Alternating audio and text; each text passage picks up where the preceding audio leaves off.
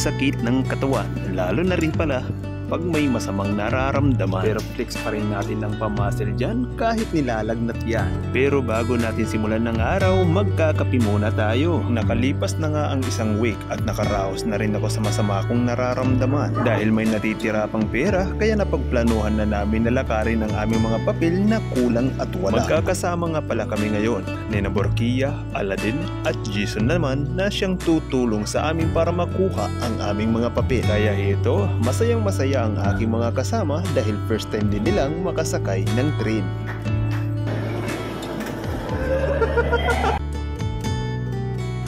Sa matagal na pag-aantay at lumipas na araw ay hindi na nagsipasok sina Jason, Aladdin, Anor at Borkia dahil sa paulit-ulit na sistema na walang natatanggap na sahod. Hanggang sa isang araw ay napagdesisyonan na lang namin na puntahan ang opisina ng sama-sama.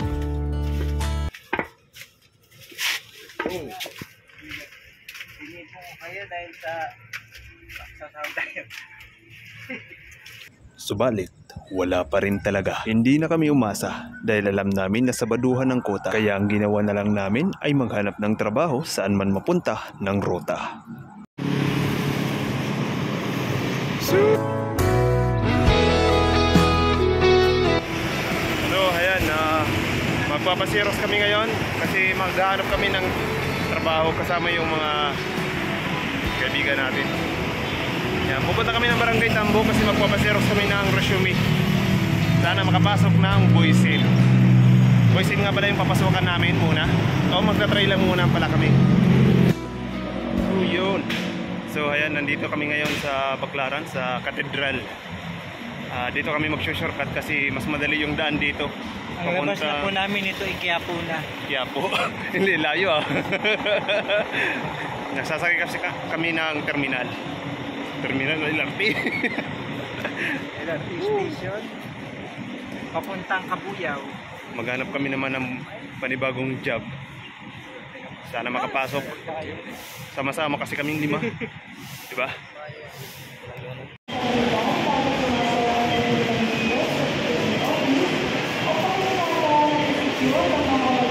Pupunta nga pala kami ng Cubao dahil sabi ni Jason Camposano na merong free na trabaho doon na sama-sama kami doon sa Boysin. Kahit kulang ng pera at hindi kompleto ng mga papel ay tinaga pa rin namin puntahan para lang masubukang maka-apply. Masaya kami dahil ito ang usapan namin, walang iwanan dahil ang sabi ni Jason ay magtiwala lang sa kanya. Lives will guide your home. Sasakay kami ngayon ng LRT papunta saan ba yun? Cubao. Anor? Parang nagigina ka na, Anor. So nandito kami ngayon sa Cubao na naman at maghahanap kami dito sa ka-applyan naming ano yun? Ano yung applyan natin? Boysin. Boysin? Ay Boysin? Boysin? Tara, let's go. Dito muna tayo. Malalaking mga building dito may nakikita ko eh.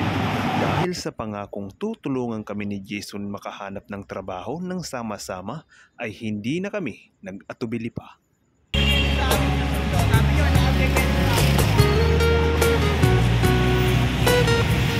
Dahil sa malayo ang lakad namin at malaki-laki rin ang aming nagagastos, hindi na namin sinayang ang pagkakataon. Kahit maglakad pa kami ng malayo, kahit dumaan sa delikadong lugar o magutom, tuloy lang sa ahon.